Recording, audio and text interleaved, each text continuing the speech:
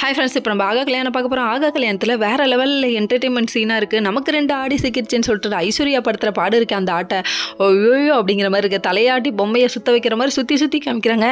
இந்த கேப்பில் இதெல்லாம் இப்படி ஒரு சீனை கொடுத்ததுக்காகவே ஐஸ்வர்யாவுக்கு நம்ம ஆசீர்வாதம் பண்ணுப்பா, நல்லா இருமான்னு சொல்லிட்டு வேறு லெவலில் என்டர்டெயின்மெண்ட் சீனாக இருக்குது. என்னென்னு பார்க்குறீங்களா?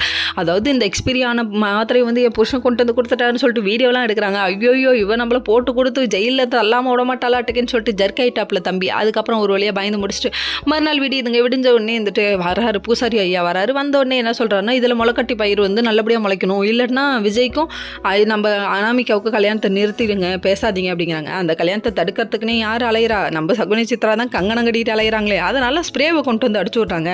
ஏம்மா நீ ஸ்ப்ரே அடிக்கிறது இருக்கட்டும்மா, நீ அடிச்சு முளையில நீ மனசுக்குள்ளே நினச்சிட்டு இருக்க. ஆனால் உன்னோட வித்தையெல்லாம் தெரிஞ்சவங்க இந்த வீட்டில் ஒருத்தவங்க இருக்காங்கிறத நீ மறந்துட்டியம்மா. நம்ம கோடீஸ்வரி அதுக்கெல்லாம் ஆப் அடிச்சிருப்பாங்கன்னு நினைக்கிறேன். அது பின்னாடி காமிப்பாங்க, வெயிட் பண்ணி பார்ப்போம்.